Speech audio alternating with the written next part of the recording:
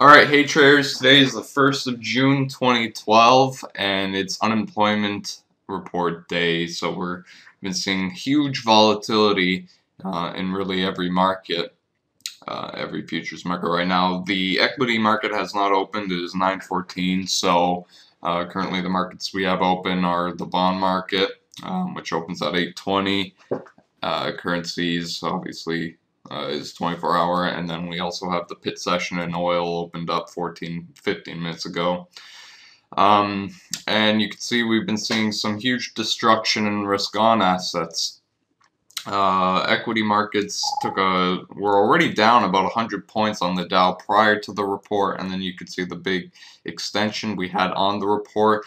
Let's go over the unemployment report numbers. We actually saw a 69,000 non-farm payrolls added, as opposed to estimates of about 150,000. So that's a really bad report. The unemployment rate also ticked higher. And if you dive down deep into some of the other numbers, you'll find that there have been some large increases in unemployed, long-term unemployed, so people that have been unemployed for more than 6 months. We also saw a huge increase in that. We saw an increase, obviously, in the teen unemployment rate as well. So that's very negative for the market. The previous reports, I believe, were also revised lower. And so basically the market is now correcting pretty strongly. The S&P has broken this pivot low that well, I wouldn't say predicted, but I said there was a high chance that this would at least be tested, and we are testing it today. So you can see the previous unemployment report kicked off this move lower down here. So now we're going to see if this one will kick off another move lower.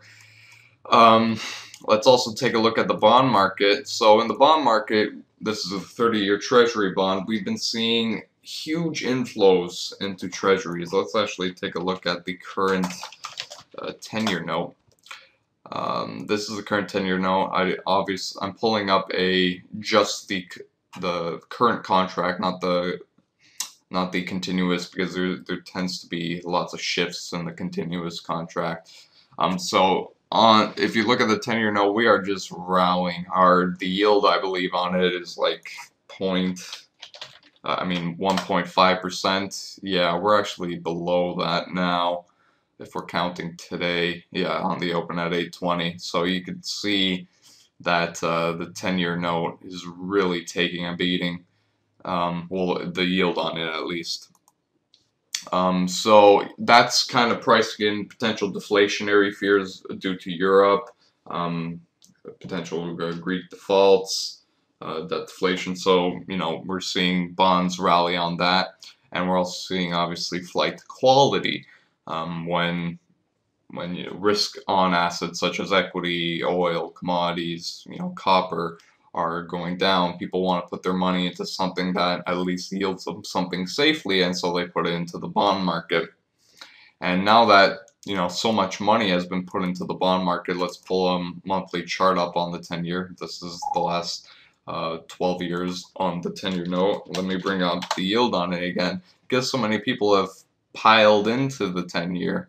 Look how low the yield is now. So this is kind of forcing traders, or investors at least, to put money into equities when yields on bonds are so low. People want to risk. So we're kind of at a point now where how low can the yield go? If we continue seeing economic slowdown in Europe and now in the U.S., it wouldn't be surprising if we see an even lower 10-year yield. And you can see, let's say only 10 years ago we were at 4% on the 10-year. Now we're at 1.5. So that's showing our flight to quality into the Treasury market. Let's take a look at the euro.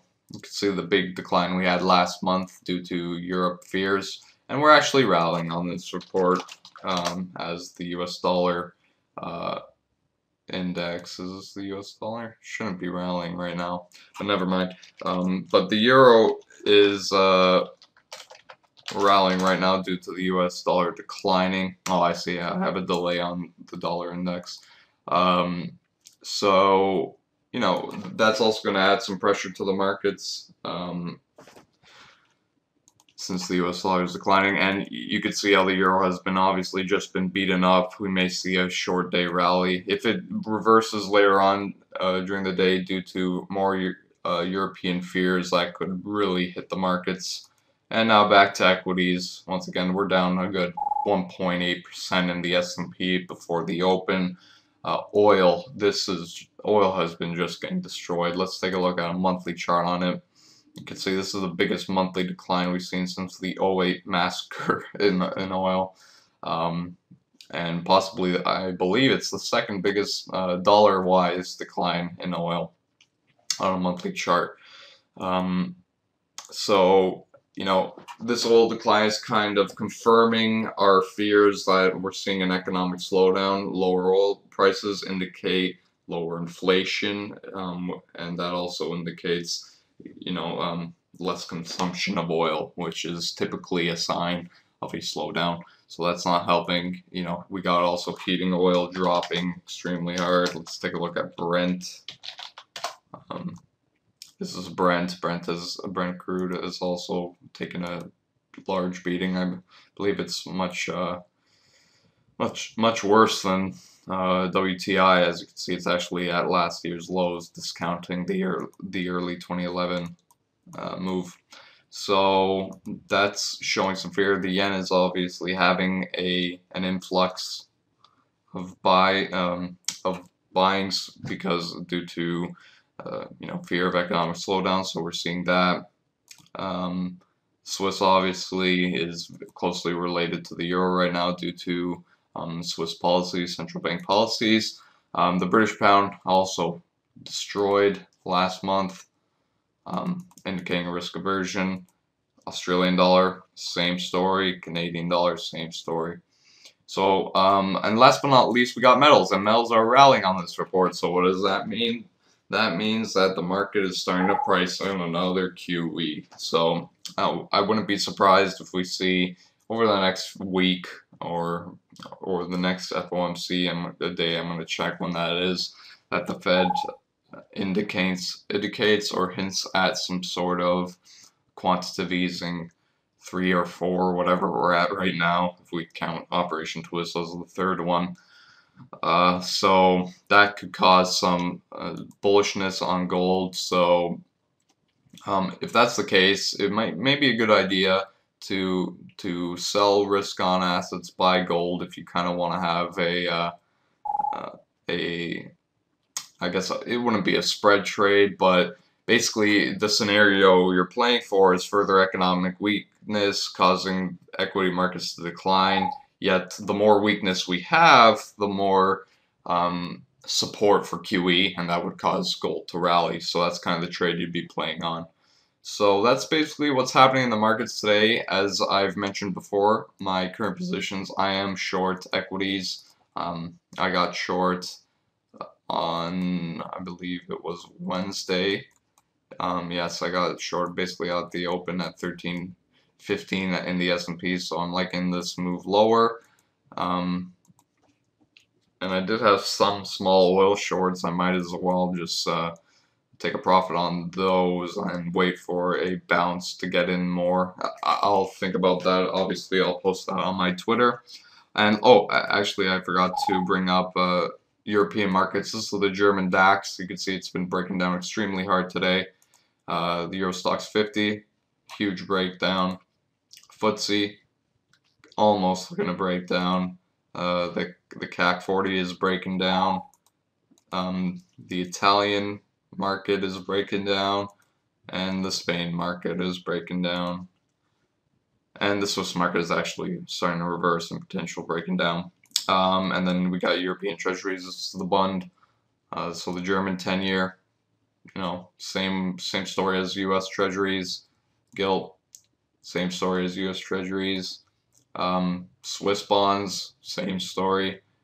And last but not least, we got Italian bonds, and obviously that's a completely different picture. As Italy and Spain's the whole pigs. That situation is obviously not the best, and basically their bonds aren't really correlated to the U.S. and stronger European nations, as they're in a much weaker situation and have a much higher default risk.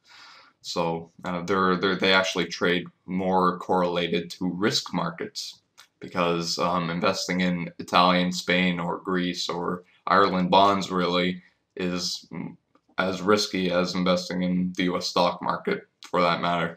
So that's the picture we have right now. Hope you guys enjoyed this market update. And once again, current positions, I'm short risk on right now until the market tells me not to be.